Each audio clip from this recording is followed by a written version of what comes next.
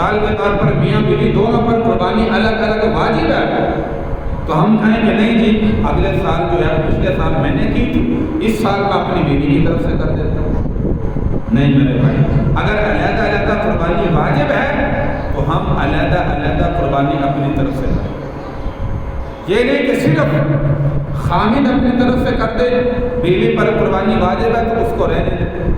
یا بیوی کی کر دیتے پچھلے سال میں نے کی تھی اس دفعہ میں اپنی رہنے دیتا ہوں، تو یہ میرے بھائی قربانی خراب کرنے والا عمل ہے۔ جب صاحب نصاب الگ الگ ہے تو ہر ایک بندے کو الگ الگ قربانی کرنی چاہیے۔ اگر اس طرح کریں گے تو یاد رکھیں کبیرہ گناہ کے مرتکب ہوں۔ اور اکثر لوگ کرتے ہیں کہ دونوں مل کر ایک جانور خریدتے ہیں، مثال کے طور پر چھوٹا جانور جس میں ایک حصہ ڈالتا ہے، دو بندوں نے قیمت جو ہے وہ اکٹھی کی، مثال کے طور پر 50,000، 25 ایک نے 25 ایک نے، دونوں نے مل کر چھوٹا جانور لے لیا، ہم اس کی قربانی کریں گے، تو یاد رکھیے یہ عمل سنت کے خلاف ہے، شریعت کے خلاف ہے، اس طرح جو ہے وہ عمل نہیں کرنا چاہیے۔ تو دونوں مل کر جو ہے وہ ایک ہی قربانی خرید کر اللہ کے نام پر قربان کریں، یہ عمل نہیں ہے۔ ایک بندے کو ایک قربانی کرنی چاہیے۔ ہاں بڑا جانور ہے، اس میں 2 بندے شریک ہوتے ہیں، 3 بندے شریک ہوتے ہیں، 4 ہوتے ہیں، 6 ہوتے ہیں، 7 ہوتے ہیں، یہ درست ہے۔ بڑا جانور 2 بندے خریدتے ہیں اور دونوں اللہ کے نام پر قربان کرتے ہیں، اب دونوں اس کا گوشت جو ہے وہ تقسیم کر کے آپس میں جو ہے وہ تقسیم کر لیں۔ بڑے جانور میں ضروری نہیں کہ 7 حصے مکمل ہوں، تھوڑے بھی ہو سکتے ہیں، 3 کر لیں، 4 کر لیں، 5 کر لیں، 6 کر لیں، ہاں 7 سے زیادہ نہیں کرنے چاہیے، کیونکہ یہ شریعت کے خلاف ہے، مسائل کے خلاف ہے۔ جو شریعت نے حصہ متعین کیا ہے ہمیں اس کے اندر جو ہے وہ رہنا چاہیے، اس سے باہر نہیں جانا چاہیے، شریعت کی خلاف ورزی جو ہے وہ نہیں کرنی۔ تو بڑے جانور کے اندر 7 سے کم شریک ہو سکتے ہیں، 7 سے زیادہ شریک نہیں ہو سکتے، تو ہر بندہ اپنی اپنی قربانی جو ہے وہ کرے۔ اگر جو ہے وہ مثال کے طور پر 2 پر قربانی واجب ہے، گھر میں افراد جو مثال کے طور پر ایک والد ہے، باقی اس کی اولاد ہے، اولاد اگر صاحب نصاب نہیں ہے، ان کے پاس ملکیت میں اتنی قیمت نہیں ہے، ہاں مثال کے طور پر وہ سارے بیٹے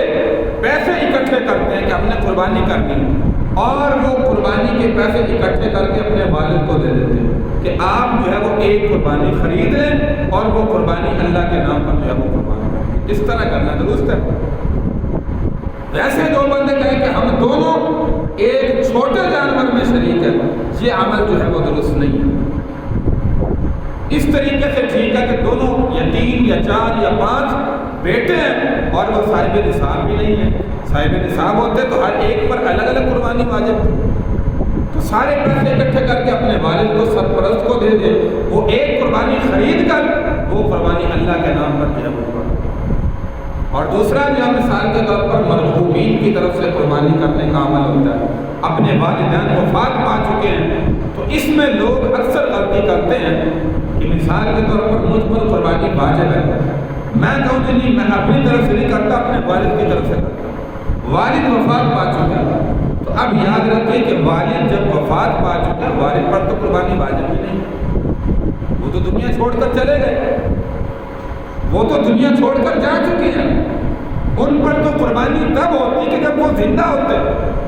اب وہ دنیا کی زندگی چھوڑ کر چلے گئے، قربانی کا عمل ان سے ختم ہو گیا، تو اب ان کی طرف سے اجر و ثواب کے لیے کرتے ہیں ہم، یا نفلی قربانی ہوتی ہے تو پہلے واجب قربانی ادا ہوگی اس کے بعد نفلی ہوگی۔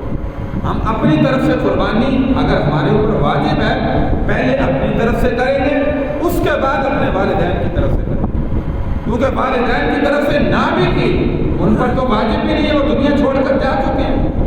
تو پہلے اپنی طرف سے قربانی واجب ہے۔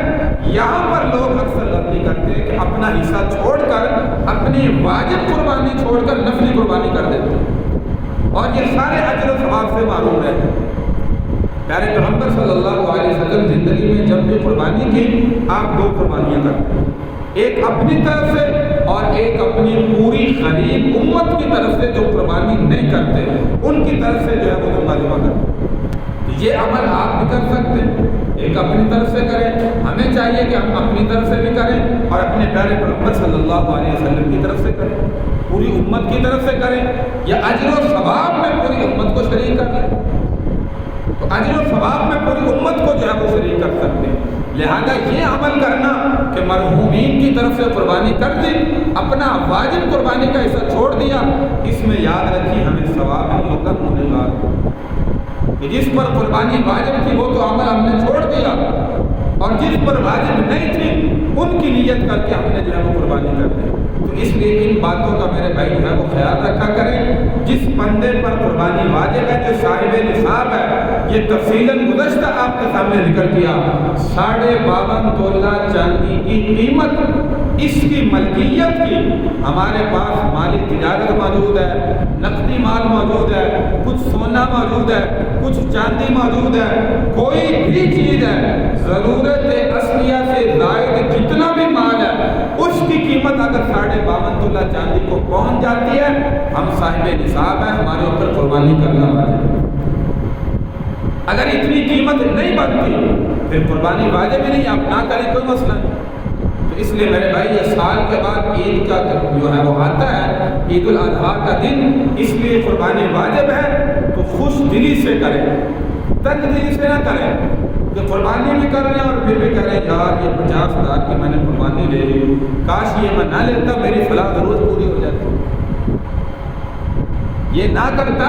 میری فلاں ضرورت پوری ہو جاتی ہے۔ اس سے یہ ہے تنگ دلی سے قربانی کرنا، کہ انسان کر بھی رہا ہے اور اللہ کی رضا بھی ختم کر رہا ہے۔ تو یہ اللہ کی رضا میرے بھائی ایسے نہیں ہوتی، خوش دلی سے کریں۔ فَطِيبُوا بِهَا نَفْسًا، حدیث پاک کے اندر حضور علیہ السلام نے فرمایا خوش دلی سے مطلب جیسے شادی کے موقع پر ایک نوجوان کی شادی ہوئی کتنا خوش ہوتا ہے، ساتھ وہ تو خوش ہوتا ہے، دوسرے رشتہ دار بھی خوش ہوتے ہیں کہ ہم شادی میں جائیں گے، وہاں پہ کھانا ہوگا سارا، اور دلی خوشی بھی ہوتی ہے کہ میرے فلاں عزیز کی شادی ہو رہی ہے۔ تو اسی طرح خوش دلی سے ہمیں قربانی بھی کرنی چاہیے کہ یار عید الاضحیٰ کا موقع آیا، اس موقع پر جانور اللہ کے نام پر قربان کریں، اور خوش دلی سے کریں گے اللہ کو بھی پسند آئے۔ تنگ دلی سے کریں گے اور دل جو ہے وہ نہیں مان رہا لیکن قربانی بھی کر رہا ہے، تو پھر میرے بھائی اللہ کی رضا نہیں ہے، اللہ اس بندے سے خوش نہیں ہوگا۔ اللہ بھی کہے گا کہ یہ بندہ مجبوری سے شاید کر رہا ہے کہ اللہ کا جو ہے یہ اللہ کی رضا کے لیے قربانی کرو۔ تو اس لیے میرے بھائی ہر نیکی ہر عمل کرے صرف اور صرف اللہ کی رضا کے لیے کرے۔ ان صلاتی و نسکی و محیای و مماتی للہ رب العالمین، ہماری قربانی کا عمل، ہماری عبادات، ہمارا جینا مرنا ہر چیز وہ اللہ کی رضا کے لیے ہونی چاہیے، اور جب اللہ کی رضا کے لیے ہوگی تو پھر میرے بھائی حدیث پاک کے اندر آخری بات ذکر کرتا ہوں، حضور علیہ السلام نے فرمایا یہ نہ سمجھو ہم نے اس کے کھروں کو، ناخنوں کو، جانور کے ناخن کو، اس کی کھال کو، اس کی سینگوں کو، یہ تمام تر چیزوں کو جو ہے وہ پھینک دیا اور جو ہے وہ ضائع کر دیا، اور کھال مدرسے میں گئی یا اللہ کے راستے میں گئی، یہ سب چیز ختم ہو گئی۔ جب اللہ کی رضا کے لیے کریں گے، فرمایا آخرت میں یہ اپنے بالوں کے ساتھ، اپنے کھروں کے ساتھ، اپنے سینگوں کے ساتھ اللہ کے دربار میں حاضر ہوگا، اور زندگی میں دنیا میں جس نے قربان کیا اس کے لیے صفات کا جو ہے وہ ذریعہ بنا۔ اور صحابہ نے پوچھا یا رسول اللہ قربانی کے عمل پر ہمیں ملتا کیا ہے؟ تو حضور علیہ السلام نے فرمایا جانور کے جسم پر جتنے بال ہیں اللہ ہر ایک بال کے بقدر تمہیں جو ہے وہ تمہارے گناہوں کو معاف کرتا ہے، اور بالوں کے بقدر تمہارے نامہ اعمال میں نیکیوں کا اندراج کرتا ہے۔ اتنا بڑا عمل ہے۔ ایک صحابی مجلس میں سے کھڑے ہوئے یا رسول اللہ میرے جانور کے جسم پر بال نہیں ہے، اون ہے، اون، جیسے بھیڑ ہے، دمبا ہے، اون ہوتی ہے نا، تو حضور علیہ السلام نے زیادتی کرتے ہوئے فرمایا اون کے جتنے بھی بال ہیں ہر ایک بال کے بقدر بھی اللہ تبارک و تعالیٰ تمہیں جو ہے وہ نیکیاں عطا فرمائے۔ تو اس لیے میرے بھائی جانور کے جسم کے بال جو ہے وہ گنتی میں نہیں آتے، انسان کے سر کے بال گنتی میں نہیں آ سکتے، جانور کے کہاں سے آئیں گے؟ تو ہر ایک بال کے بقدر اللہ گناہوں کو بھی معاف کرتا ہے، اللہ اتنی نیکیاں بھی عطا فرماتا ہے۔ اس لیے اللہ کی رضا کے لیے کریں، گوشت کھانے کی نیت نہ رکھیں، گوشت تو کھانا ہی کھانا ہے، یہ امت محمدیہ پر اللہ نے آسانی فرمائی، ورنہ پہلے قربانی کیسے ہوتی تھی آپ کے سامنے پہلے بھی ذکر کیا، بقربان تأکلہ النار، لیکن اس امت پر اللہ نے آسان کیا، گوشت بھی ہم نے کھانا ہے، تو جب کھانا ہے اللہ کی رضا کے لیے قربانی کا عمل کریں۔ اللہ تبارک و تعالیٰ سے دعا ہے کہ اللہ تعالیٰ ہمیں اخلاص نیت کے ساتھ اپنے نام پر جانوروں کو قربان کرنے کی توفیق عطا فرمائے۔ وآخر دعوانا ان الحمد للہ رب العالمین۔